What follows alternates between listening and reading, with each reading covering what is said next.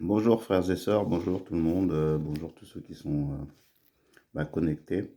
Voilà. Là, j'ai un sujet que je voulais partager avec vous.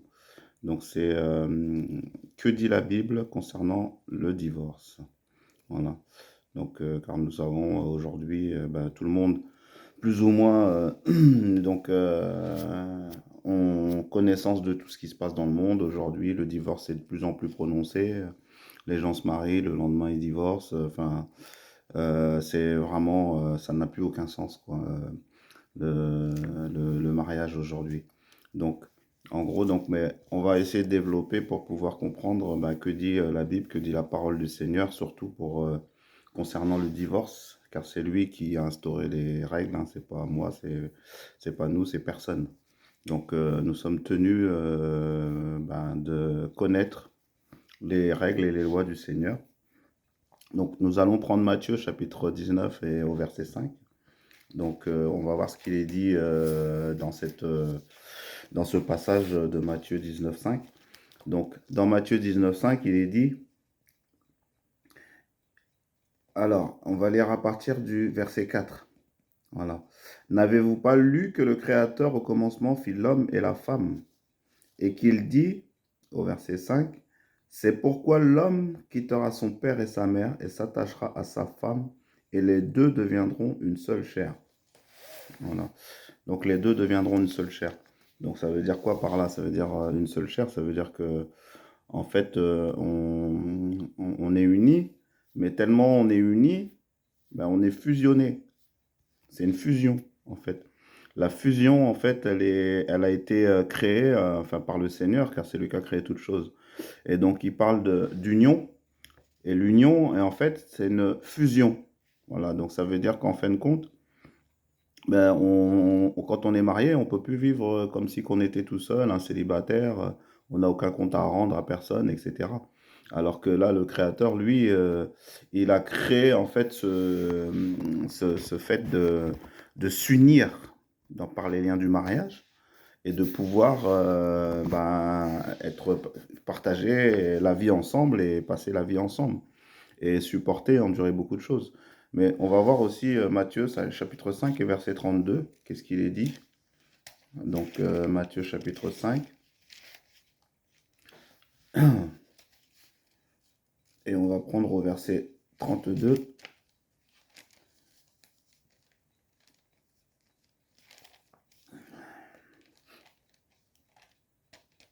Alors, Matthieu chapitre 5, verset 32, ou à partir du verset 31, on peut lire. Donc, il a été dit que celui qui répudie sa femme, qui lui donne une lettre de divorce, mais moi, je vous dis que celui qui répudie sa femme, sauf pour cause d'infidélité, l'expose à devenir adultère, et que celui qui épouse une femme répudiée commet un adultère. Donc là, ça veut dire quoi par là? Ça veut dire on parle encore dans l'union. L'union, c'est-à-dire que, en fin de compte, le lien que le Seigneur a créé, en fin de compte, permet à une union unique, une fusion unique. Donc, on parle d'encore un, faire un. Donc, être unis dans le lien du mariage, faire un. Donc, c'est pour ça que, en fin de compte, le fait de divorcer ou de répudier, comme il est mentionné dans les écrits, dans la parole, c'est, en fin de compte, de briser ce lien aux yeux du Seigneur. Et une fois que le lien il est brisé, en fin de compte, on s'expose au péché. Voilà, on retourne, on va dire, si on peut dire ça comme ça, on retourne dans la nudité où Adam et Ève ont été trouvés dans le jardin d'Éden. Voilà. Donc ça veut dire qu'en gros, quand on a brisé cette clause, qui est l'union, le mariage, en fin de compte, selon le Seigneur, hein, pas selon les hommes, parce que c'est pas la même union, hein. Parce que quand on est capable de se marier et puis au bout de 15 jours, un mois, divorcé, ou 6 mois, c'est que non, on n'est pas du tout dans le Seigneur, là, on n'est pas du tout avec le Seigneur. On n'est pas en accord avec sa volonté et on sort carrément du cadre en fait légal du Seigneur. Voilà. Car c'est lui qui a fait les lois, c'est lui qui fait les choses. Et donc on est tenu en fait de respecter ces commandements-là. Sinon, on s'expose à des problèmes. Et donc, en gros, voilà, c'est pour vous dire que donc le Seigneur a bien fait les choses. Et donc, c'est à nous de, ou pas de respecter. Et si on ne respecte pas, après, on s'expose à des choses. Mais c'est à nous de voir. Donc après, on peut prendre Matthieu chapitre 19, versets 6 à 9. Donc on va voir un peu ce qu'il est dit par là. Concernant le divorce, toujours, on est toujours dans ce cadre-là.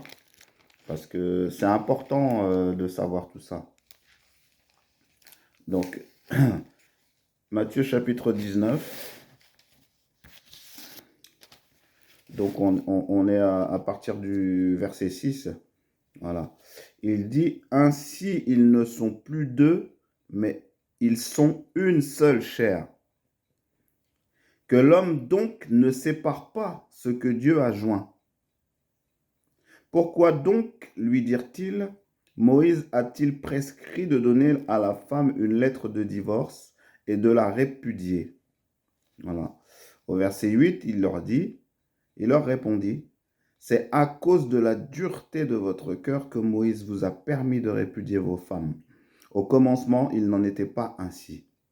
Au verset 9, mais je vous dis que celui qui répudie sa femme, sauf pour infidélité, et qui en épouse une autre, commet un adultère. Voilà.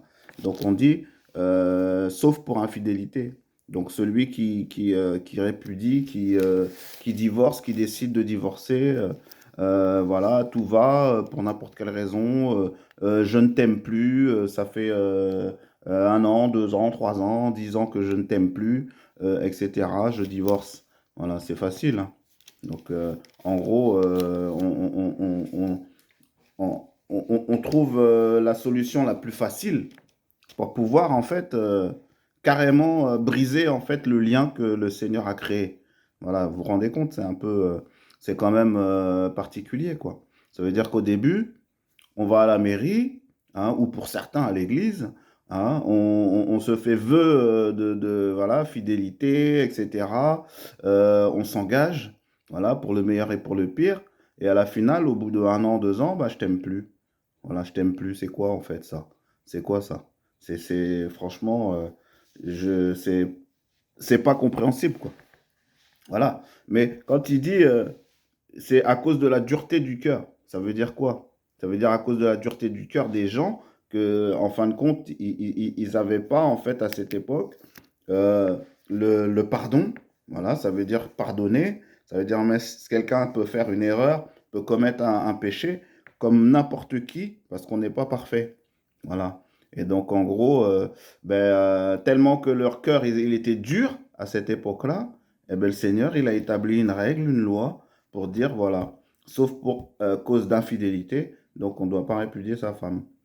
Mais à la base, il n'y avait pas de lettre de divorce, il n'y avait pas à répudier qui que ce soit, en fait. Il y avait à partager une vie commune, mais en formant une personne, quoi, une union. Et on dit à la vie, à la mort, quoi. Ça veut dire, en fin de compte, pour l'éternité. Voilà, parce qu'on épouse une seule personne.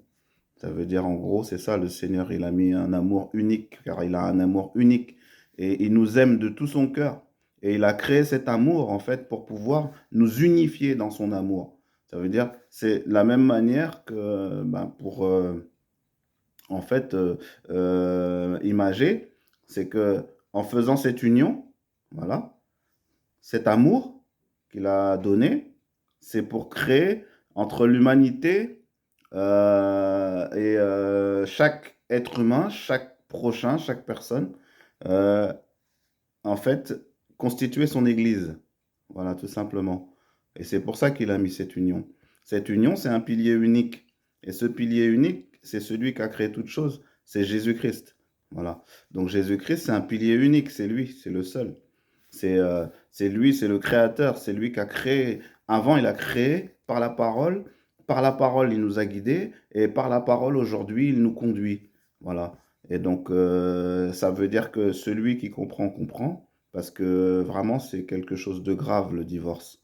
C'est vraiment, je sais pas comment expliquer, hein. Moi, c'est pareil, hein, j'ai eu aussi des relations où aujourd'hui je suis séparé, j'ai eu des enfants avant, etc. Mais voilà, c'est quelque part, c'était pas forcément dépendant de ma volonté, parce que j'avais le désir, moi, c'était de me marier, et j'ai fait cette erreur de pas faire une union dans le Seigneur. Donc c'est déjà une erreur. Donc ça m'a entraîné dans des choses que j'aurais pas, enfin, que j'avais pas souhaité. Mais en fin de compte, quelque part, ben, l'union, c'est quand on le fait dans le sens du Seigneur, et c'est là qu'on a la bénédiction du Seigneur et qu'on a un accompagnement, même en cas de difficulté ou quand il y a des problèmes, on sait qu'il est fidèle et il sera toujours présent quand on le met au sein de notre foyer, au sein de notre mariage, au sein de notre couple, en fait. Voilà, et c'est ça. Et donc, en gros, après, tout le monde peut commettre des erreurs, c'est pas le souci. Mais on peut commettre une erreur une fois, deux fois, mais pas 10 fois, pas 20 fois. Voilà, et c'est ça. Ça veut dire qu'une fois qu'on a compris une chose, il ne faut pas la répéter en fait. Voilà. Et donc, on s'aperçoit aujourd'hui, dans ce monde, ben oui, moi je l'ai fait aussi sur les sites de rencontres, aller essayer de trouver une femme, essayer de reconstruire un bonheur, reconstruire quelque chose. Mais en fin de compte, il y a quelque chose de brisé. Voilà, il y a quelque chose de brisé.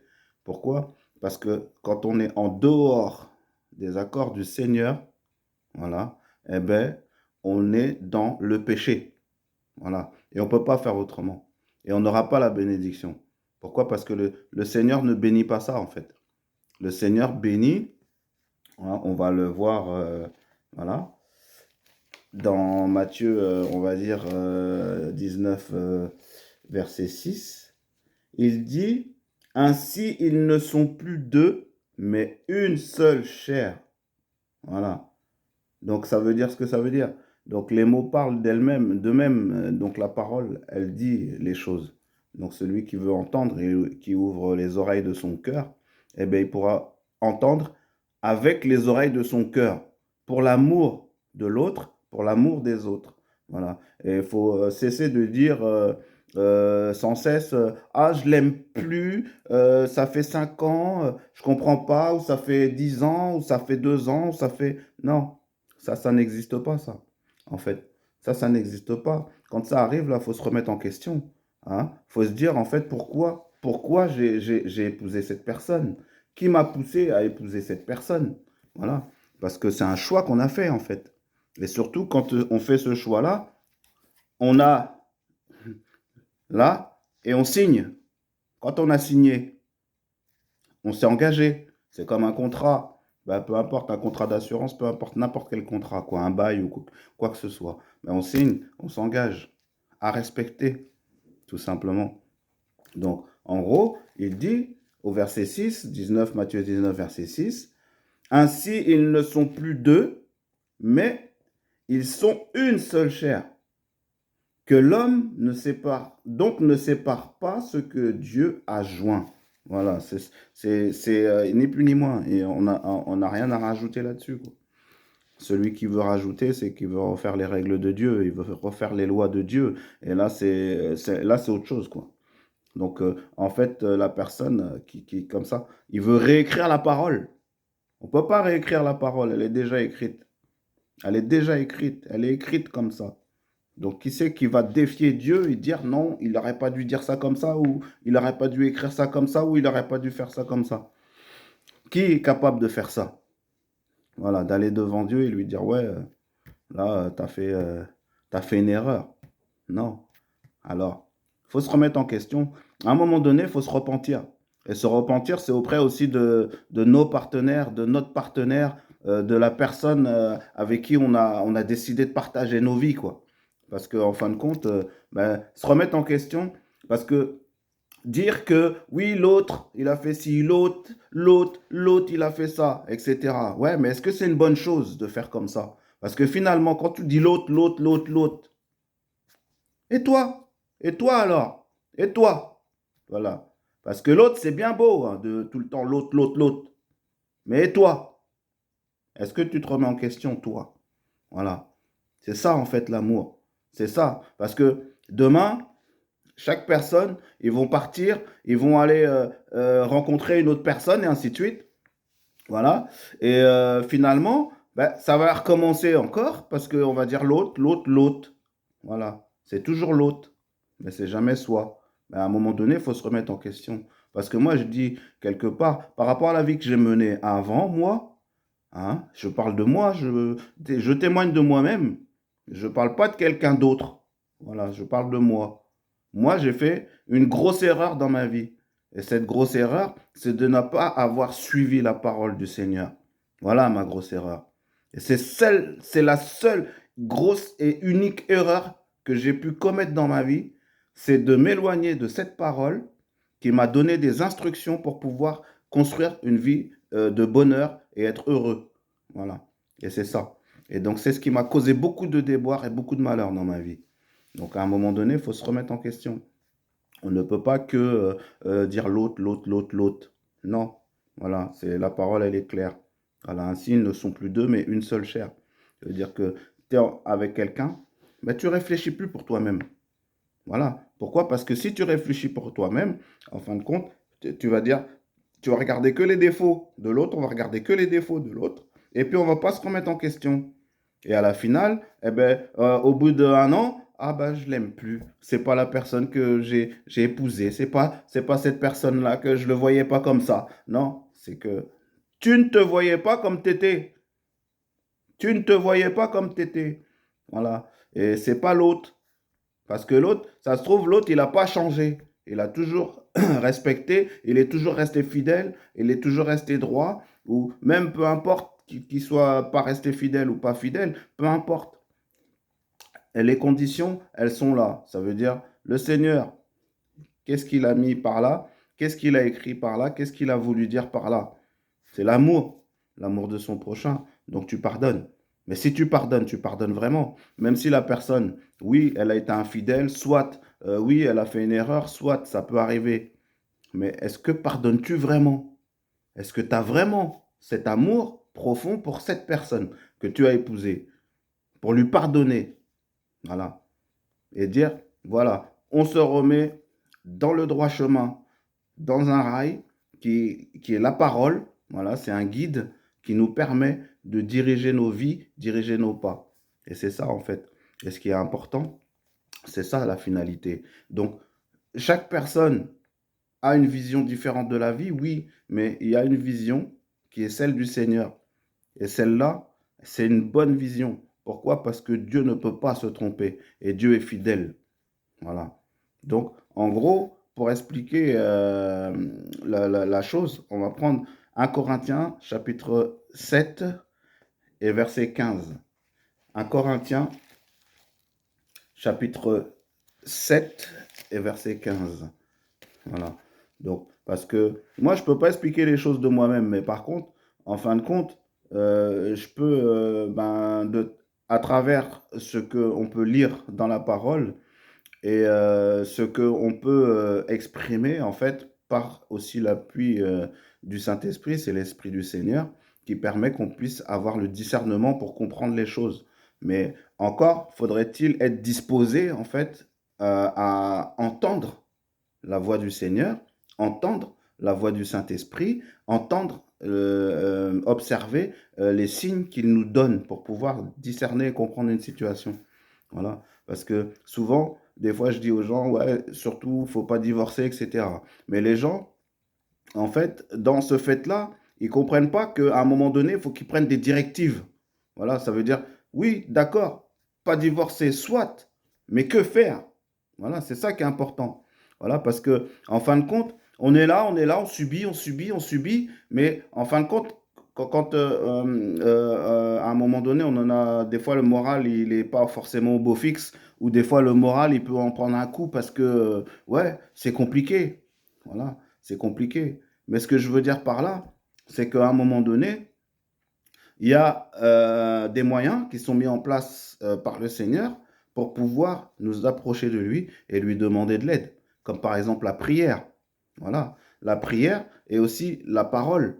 Voilà. Et il y a aussi des personnes, des frères, des sœurs qui sont là un peu partout, qui peuvent aussi nous apporter de l'aide, etc.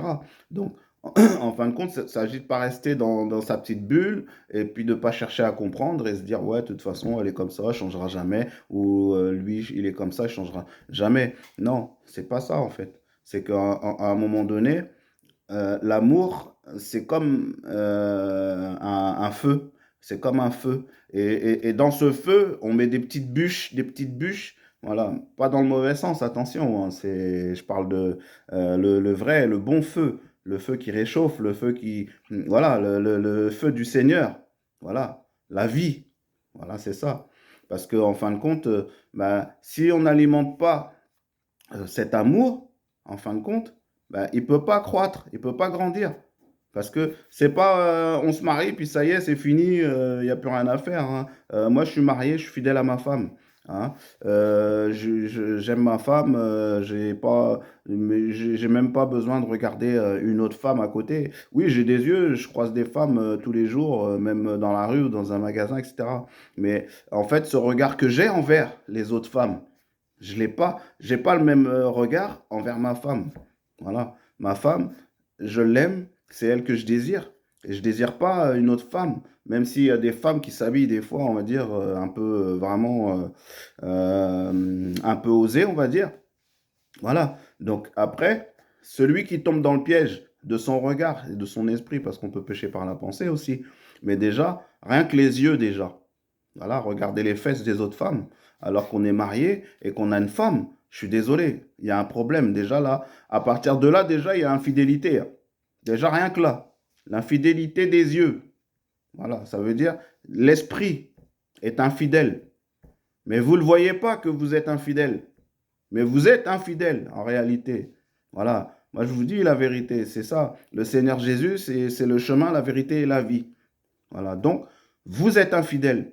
Voilà, pourquoi? Parce que les yeux, déjà, premièrement, et la pensée, l'esprit. Voilà, vous avez péché par l'esprit et vous avez péché par les yeux. Voilà, ça veut dire qu'en fin de compte, ben, comme il est dit dans un passage, bon, c'est pas le sujet, mais résistez au diable et il fuira loin de vous. Voilà. Ça veut dire qu'en gros, ben, évitez d'avoir les yeux qui traînent, voilà, un peu, et l'esprit qui, voilà, qui commence à imaginer des choses. Parce que là, là, c'est grave. Vous comprenez? Voilà. C'est rien que le simple fait, des fois, j'entends des personnes ben, parler, puis dire, ah, mais t'as vu comment, ah, cet acteur-là, ou lui, ah, t'as vu, il est beau, le gars, là. Hein. Bon, ah, mais moi, je suis fidèle, hein, non, moi, je dis ça comme ça. Non, là, c'est péché, déjà. Vous commencez déjà à mettre un pied dans la gamelle, dans le sabot, tout ce que vous voulez. Voilà, dans le péché. Voilà. Ça veut dire que moi, je n'ai pas à regarder une autre femme comme belle. Voilà. Ma femme, elle est belle et je l'aime. Voilà. Donc, j'ai pas besoin de regarder une autre femme comme belle. Voilà. Ou comme une femme peut de regarder un autre homme comme beau. Non. C'est votre mari, c'est ton mari. C'est ma femme, c'est elle que je regarde. Je regarde pas ailleurs, en fait. Parce que c'est ça. L'égarement de la pensée, en fait, ça commence dans les petites choses. Et on s'en aperçoit pas forcément. Et donc, du coup, finalement, bah, on se dit, bah non, j'ai pas péché. Voilà, je suis toujours avec ma femme, je l'ai pas quittée. Voilà, je suis bien. Non, pour l'instant. Voilà, pour l'instant. Voilà, mais continuez à penser comme ça petit à petit. Vous allez voir ce qui va se passer dans la tête. Voilà. Et donc, en fait, quand ben, j'explique ces choses-là, ça veut dire aussi les personnes, la plupart du temps, ils sont en couple et puis ils vont aller bah, dans des dancing, ils vont aller dans des boîtes de nuit, ils vont aller, enfin voilà. Et donc, pour eux, c'est normal. C'est normal. Mais non, mais là, vous vous mettez en grand danger. Mais vous êtes en grand danger. Parce que dans les boîtes de nuit, il y a vraiment des choses, des esprits malsains qui traînent là-bas. Voilà. Vous avez des démons, vous avez des entités, vous avez tout ce qui est mauvais, en fait, dans des milieux comme ça. Donc, en fait, vous cherchez les problèmes. Voilà. Quand on va dans ces endroits-là, on cherche des problèmes. Voilà. En gros, c'est ça. Là, c'est pas en fait la volonté du Seigneur, encore une fois de plus. Mais vous comprenez? Et c'est ça. Donc, je vous dis 1 Corinthiens chapitre 7, verset 15, on va le prendre. 1 Corinthiens chapitre 7, verset 15. Alors, si le non-croyant se sépare, qu'il se sépare. Le frère ou la sœur ne sont pas liés dans ces cas-là. Dieu nous a appelés à vivre en paix. Voilà. Donc, si le croyant ou le non-croyant. Donc, ça veut dire, en gros, mon mari, il est non-croyant, bah, je me sépare. Ou ma femme, elle est non-croyante, bon, bah, je me sépare. Voilà. Mais là, on est carrément dans, comment dire, dans l'adultère. C'est l'adultère. Pourquoi? Parce que en fin de compte, effectivement, le fait de dire ah lui il n'est pas chrétien ou elle n'est pas chrétien, mais quand même on s'est engagé, on a signé quand même. Donc cette signature, elle est effective. Peut-être pas aux yeux des hommes, peut-être pas selon les lois de l'homme, mais selon les lois de Dieu. Voilà. Donc en gros, est-ce qu'on a le droit de divorcer parce que l'autre ou l'un n'est pas croyant? Voilà. C'est ça. Donc, quand même, il y a des choses qui sont graves. Donc, il faut vraiment faire très, très attention. Et donc, en gros, il n'est pas permis de donner une lettre de divorce, sauf pour motif d'adultère. Et encore, même pour motif d'adultère, ce qui est, le Seigneur nous dit, c'est que il faut pardonner. Voilà. Donc, on va continuer, on va prendre Éphésiens chapitre 4, verset 32. On va se laisser conduire par le Seigneur, car il est bon, il est merveilleux. Alléluia. Gloire à Dieu, gloire au Seigneur, gloire à Jésus. Alors, Éphésiens chapitre 4, verset 32. Qu'est-ce qu'il est dit là? Il dit, soyez bons les uns envers les autres, compatissants, vous pardonnant réciproquement, comme Dieu vous a pardonné en Christ. Voilà. Donc, en gros, l'être humain est pécheur et on a tous péché. Voilà, depuis la nuit des temps, l'homme ne fait que ça depuis le péché d'Adam et Ève. Voilà, et on est pécheur. On est né pécheur. On est né pécheur et on est né imparfait. Voilà. Donc, l'imperfection fait partie de nous et c'est en nous, c'est dans nos veines, voilà, c'est comme ça. On peut pas, on peut rien y changer. Voilà. La seule personne, comme il est dit là, qui peut changer quelque chose, on va le reprendre, au Éphésiens chapitre 4, verset 32. Soyez bons les uns envers les autres, compatissants. Oui, compatissants. Pourquoi compatissants? Ça veut dire que on peut avoir une femme ou un mari qui a commis quelque chose, voilà, mais en fait, on est un avec cette personne. Donc, on peut compatir en fait avec cette personne. Voilà. Dans le sens où dire, souhaiter, espérer que le Seigneur puisse intervenir et redresser cette personne. Voilà. Et en gros, c'est ça. C'est encore une fois, on parle de l'espérance. Mais il dit, vous pardonnant réciproquement. Voilà. Donc, on peut pardonner. Ça peut arriver. Moi, j'ai aussi dans mon entourage des personnes, pareil. On peut pardonner réciproquement. Ça veut dire que oui, on pardonne. Mais est-ce que c'est réciproque? Voilà. Parce que si nous, on pardonne et puis que l'autre, il n'a pas accepté, en fait, le pardon, voilà, eh bien, il y a un problème. On est encore dans un problème. Et on ne s'en rend pas compte parce que, pardon, quelque part, la personne peut faire semblant. Voilà. Et dire, voilà, je te pardonne. Mais dans la tête, ça rumine et ça trotte. Voilà. Et souvent, c'est comme ça que ça se passe. Parce que ce n'était pas le vrai pardon.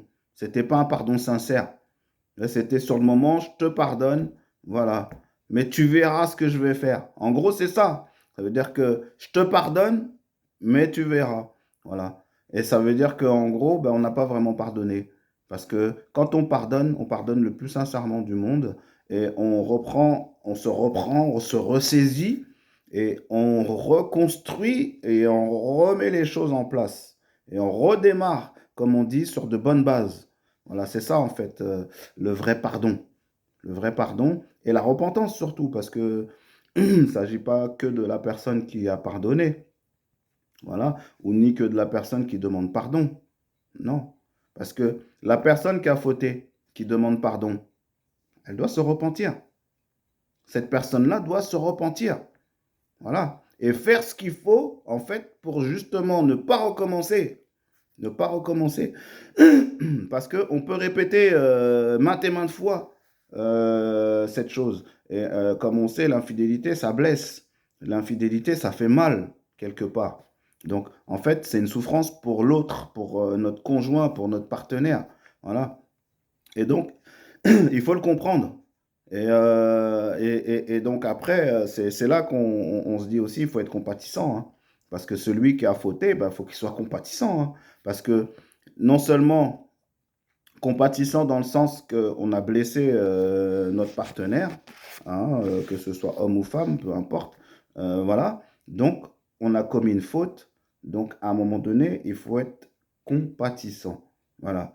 Et vous pardonnant réciproquement. Donc, ça veut dire pardonner réciproquement, c'est si tu acceptes de dire à une personne, je te pardonne, mais que ça soit vraiment dans le plus profond du cœur, sincèrement. Pourquoi? Parce que sinon, eh ben, on est dans le péché. Voilà, on est dans le péché, on est dans l'adultère. Voilà, on a déjà franchi ce cap. Voilà. Et donc, et il dit à la fin du verset 32, comme Dieu vous a pardonné en Christ. Oui, parce que Dieu nous a pardonné en Christ. Pourquoi? Parce que Christ est l'image même de Dieu. Dieu s'est manifesté en chair. Il est venu dans le monde, il est venu parmi nous, voilà, pour pouvoir nous donner déjà un exemple de conduite, voilà, de comment il faut se comporter devant Dieu, voilà, devant lui en fait, parce que Christ, Jésus lui-même, c'est Dieu, voilà. Et donc, en gros, celui qui est capable de voir ce fait-là va comprendre que le fait qu'il soit mort là-bas, il y a 2000 ans, hein, sur la croix à Golgotha, c'était pourquoi? Mais c'était pour nous affranchir de tout péché. C'était pour nous rendre libres. À condition même, nous, de dire, voilà, bah, le Seigneur m'a pardonné à la croix, il est mort pour moi, à plus forte raison, mais il faut que je pardonne aux autres. Pourquoi? Parce que ce chemin-là qui a été ouvert, et cette porte hein, qui a été ouverte, mais ça, c'est l'échappatoire de toute l'humanité. Et si on rentre par cette porte-là, on est sauvé. Vous comprenez? Si on rentre par cette porte, parce que là, en fait, ce qui arrive, c'est que, il faut le comprendre, c'est que lui, le guide qu'on a reçu, ce guide, c'est Jésus-Christ. Voilà. Qui est lui-même la parole. Vous voyez la Bible, c'est lui. D'accord? Voilà. Il y a des personnes qui n'ont peut-être pas compris dans ce sens-là, mais Jésus-Christ lui-même, il est là. Voilà. Vous voyez? La Sainte Bible, la parole divine. Voilà. Il est là. Voilà. Et c'est, en fait, je l'explique comme ça, mais le sujet aujourd'hui, c'est le divorce. Voilà. Mais ce que je veux dire par là, tout simplement, voilà, c'est concentrez-vous sur une seule chose. Pourquoi il y a eu un homme qui est né à une époque, il y a 2000 ans, qui a vécu une vie jusqu'à 33 ans, voilà, et à la fin a été cloué sur un poteau, hein, et est mort et ressuscité. Pourquoi? C'est ça la question. Moi, je me la suis posée, mais maintes et maintes fois. Voilà pourquoi. Parce que c'est important de se poser cette question. pour pas être ignorant des choses. Et si on veut pas être ignorant des choses, eh bien, il faut vraiment que on se penche sur le sujet de sa vie et dire, mais pourquoi je suis là? Qu'est-ce que je fais là? Pourquoi il y a mon existence aujourd'hui? Pourquoi j'existe? Voilà. Et c'est ça en fait. Voilà, donc en gros, la question, elle est là. Donc, voilà. Et en fin de compte, en gros, quand on voit le passage, on se dit, voilà, on a été pardonné donc, par Jésus. Donc, il est venu pour nous pardonner. Donc, ça veut dire, oui, on peut commettre des fautes, on peut pécher, parce que oui, effectivement, c'est la réalité. Ça peut arriver à n'importe qui. Voilà, même à moi, c'est pas un problème. C'est même chose normale, parce que en fin de compte, on n'est pas parfait. Voilà. Mais dans tous les cas, donc, il faut s'en remettre à Dieu à chaque fois, s'en remettre à Jésus directement et lui demander pardon, s'agenouiller et se repentir de ses fautes. Voilà. Et donc, lui, il nous pardonne. Voilà. Il nous a déjà pardonné à la croix, déjà, il y a 2000 ans. On est déjà pardonné. Voilà. Mais à condition de se parfaire. Parce qu'il faut commencer par quelque chose. Petit à petit, se construire en Christ, se construire dans une sainteté que lui nous a apportée. Voilà. Parce que, en fin de compte, l'homme a péché, donc est devenu pécheur, est devenu imparfait. Voilà. Et aujourd'hui, on a l'homme qui est venu, qui est mort pour nous à la croix et qui nous a donné la possibilité de nous parfaire et de devenir saints comme lui. C'est ça en fait la parole. Et il faut la comprendre parce que c'est pas évident pour certains. Mais en fin de compte, il nous a donné la possibilité de devenir parfait. Voilà. Il veut nous mener à la perfection qui a été perdue au commencement par Adam et Ève. Il est venu nous rapporter, nous redonner cette capacité. Voilà. Et donc, c'est ça en fait, tout simplement. Et là, on va prendre donc Malachie chapitre 2, verset 16. Malachie chapitre 2 et au verset 16. Voilà. Alléluia. Gloire à Dieu. Donc, Malachie chapitre 2, verset 16. Donc, on va le prendre. Alors, donc, il est dit, car, alors,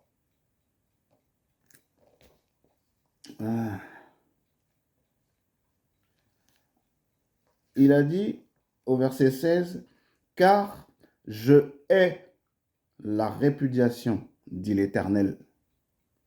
Le Dieu d'Israël est celui qui couvre de violence son vêtement, dit l'Éternel des armées. Prenez donc garde en votre esprit et ne soyez pas infidèles. Voilà. Donc ne soyez pas infidèles.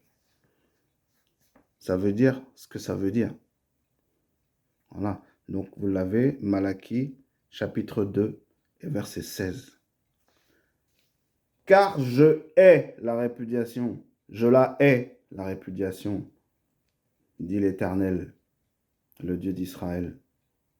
Donc, en gros, il hait le divorce. Il déteste le divorce. Voilà. Donc, pourquoi vous divorcez? Puisqu'il déteste le divorce. On veut plaire à qui? On veut plaire à Dieu ou on veut se plaire à soi-même ou on veut plaire aux autres ou plaire aux hommes?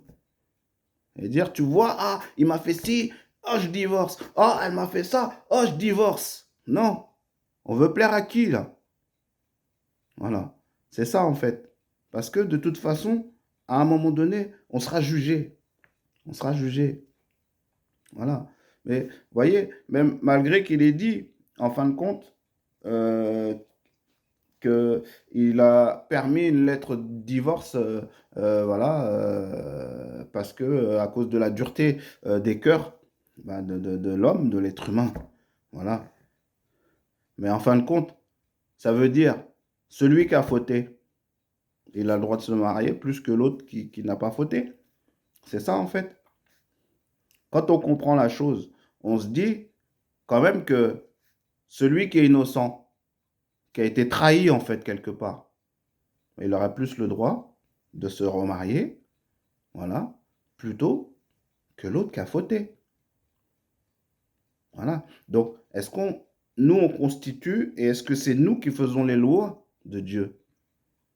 Ben, je pense pas. Voilà. Donc, si on est compatissant et qu'on est juste, voilà, eh bien, on peut comprendre ces choses-là. Parce que le Seigneur nous a donné de les comprendre. Il nous a donné cette possibilité comment dire, de s'enseigner au travers de sa parole pour pouvoir comprendre sa volonté. Il nous a donné cette possibilité. Voilà. Donc, en gros, laissons-nous guider en fait par le Seigneur afin de pouvoir aller de l'avant et de pouvoir réussir nos entreprises et puis comment dire, ce guider et diriger notre vie selon qu'on recherche un bonheur et être dans une vie agréable en fait quelque part comme tout le monde. Et en fait c'est ça. Et donc automatiquement pardon. Et donc du coup voilà, donc, on va prendre un passage. Donc avant de terminer parce que donc là je vais pas être beaucoup plus long.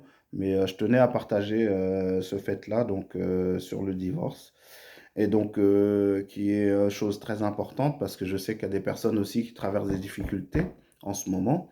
Et ces difficultés-là, ils n'ont pas forcément les tenants, les aboutissants et les solutions pour pouvoir en fait régler les différends qu'il y a entre eux ou voilà. Et donc, on va prendre un passage, c'est Philippiens chapitre 2, versets 6 à 11. Philippiens 2.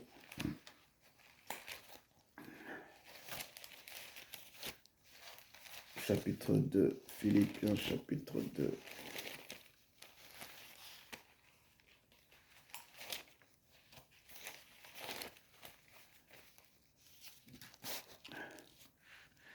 Alors, Philippiens chapitre 2 au verset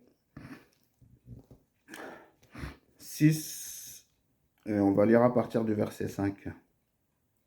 Voilà. Et donc pour finir, voilà, donc merci Seigneur pour ce moment, ce petit témoignage sur le divorce. Voilà. Car tu es bon, tu es merveilleux, papa. Donc, Philippiens 2, chapitre 2, versets 6 à 8. Donc, on va lire à partir du verset 5. Ayez en vous les sentiments qui étaient en Jésus-Christ. Alors, ayez en vous les sentiments qui étaient en Jésus-Christ. Donc, comment on peut les avoir, ces sentiments-là? En suivant exactement qui était Christ, qui était Jésus. Qu'a-t-il fait? Voilà. Et c'est comme ça qu'on va pouvoir avoir une idée des sentiments qu'il avait à cette époque-là. Voilà. C'est ça. Il dit, ayez en vous. C'est en vous. C'est pas en l'autre. C'est en toi. Voilà. C'est en toi. C'est d'abord en toi. Voilà. Ça veut dire à toi d'abord de te remettre en question. À toi d'abord d'être un exemple comme Christ l'a été. Voilà. C'est pas l'autre. Voilà. C'est dire l'autre, il a fait ci, l'autre, il a fait ça. Non. Non, non, non. C'est toi. C'est toi. Oui, c'est toi. Voilà. C'est pas l'autre. Voilà. C'est comme ça. Parce que l'autre, chacun a ses traits de caractère, chacun a ses qualités, chacun a ses défauts, voilà. Mais tu peux vivre à côté de quelqu'un qui n'est pas parfaite, qui a des défauts, qui a des qualités, qui a, voilà, et qui a un trait de caractère. Tu peux vivre à ses côtés, voilà. Mais en te remettant toi en question. C'est ça, en fait, la parole du Seigneur. Alléluia. Voilà. Donc, en gros, si par exemple, toi, tu es dans un cas de figure où, mettons par exemple, tu vois les sentiments de Christ. Christ, il a fait quoi? Quand on a voulu lapider la prostituée, il a dit quoi? Ben, que celui qui n'a jamais péché jette la première pierre. Tout simplement. Voilà. Donc, en gros, mon partenaire ou ma partenaire, elle a des défauts. Oui. Mais est-ce que moi, j'ai toutes les qualités du monde? Ou alors, moi, j'ai mes défauts aussi. Donc, on a tous des défauts. Donc, vivons à côté de l'autre avec nos défauts et nos qualités en se respectant mutuellement. C'est ça l'amour de Christ. C'est ça qu'il est venu nous apporter. L'amour, le vrai. Voilà. Quand il a guéri la personne aveugle, il l'a guéri, mais comment c'était possible? Avec la foi, avec tout ce qu'il y avait de, voilà, en gros, lui, il a dit, comment dire, cette personne-là, est-ce que tu veux voir? Voilà. Ou à un autre, est-ce que tu veux guérir? À un autre, est-ce que tu veux? Voilà. Mais pourquoi en fait? Ça veut dire que, en fin de compte, avez-vous les sentiments de Christ en vous? Voilà. C'est savoir qu'est-ce que la personne, elle souhaite, qu'est-ce qu'elle veut, elle. Pas ce qu'on veut soi. Donc en gros, la réalité, c'est avons-nous les sentiments qui étaient en Jésus à l'époque? Voilà. Et c'est ça qui est important. Donc en gros, voilà. Donc c'est pour vous dire que bah, c'est à nous-mêmes à faire l'effort nécessaire. Mais on va continuer. Donc, on dit, ayez en vous les sentiments qui étaient en Jésus-Christ, existant en forme de Dieu. Imaginez-vous, en forme de Dieu. Hein. Voilà. Ça veut dire que nous, on n'est pas Dieu aujourd'hui. On n'est pas en forme de Dieu. Mais, voilà, c'est lui qui était en forme de Dieu. Voilà. Donc, il n'a point regardé son égalité avec Dieu comme une proie à arracher. Voilà. Pourquoi? Ben oui, parce que c'était important. C'était important. Donc voilà. En gros, lui, il n'a point regardé son égalité avec Dieu comme une proie à arracher. Voilà. Donc, mais il s'est dépouillé lui-même en prenant une forme de serviteur, en devenant semblable aux hommes. Et il a paru comme un vrai homme. Voilà. Il a paru comme un vrai homme. Pourquoi? Pourtant, il était Dieu. Il aurait pu dire, moi, je suis Dieu et je viens vous voir. Et puis, voilà. Non. Par contre, il a pas fait ça, en fait. Il a fait, justement, il s'est dépouillé lui-même en prenant une forme de serviteur, en devenant semblable aux hommes. Et il a paru comme un vrai homme. Voilà. Donc, c'est ça la réalité. Et au verset 8, il dit, il s'est humilié lui-même, se rendant obéissant jusqu'à la mort, comme jusqu'à la mort de la croix. Donc, en gros, il a accepté d'aller jusqu'à la croix, mourir il y a 2000 ans pour nous, pour acheter nos péchés. Et en fin de compte, nous, on est qui, nous, pour juger l'autre? Voilà, on n'est personne pour juger. Voilà. Et il dit, c'est pourquoi, au verset 9, c'est pourquoi aussi Dieu l'a souverainement élevé et lui a donné le nom qui est au-dessus de tout nom. Voilà. Donc le nom qui est au-dessus de tout nom. Donc celui de Jésus-Christ. Voilà. Et donc là, il dit, au verset 10, afin qu'au nom de Jésus, tout genou fléchisse dans les cieux, sur la terre et sous la terre. Pourquoi sous la terre? Parce qu'on sait qu'il a dominé aussi l'enfer. Il a dominé tout ce qui est dans les ténèbres. Donc, il a dominé sur les démons, il a dominé sur les esprits, etc. Et donc, il nous a donné la possibilité d'être libres par rapport à toute forme de maléfices, de sorcellerie, enfin, de tout ce qui est démoniaque, quoi, en fait. Voilà.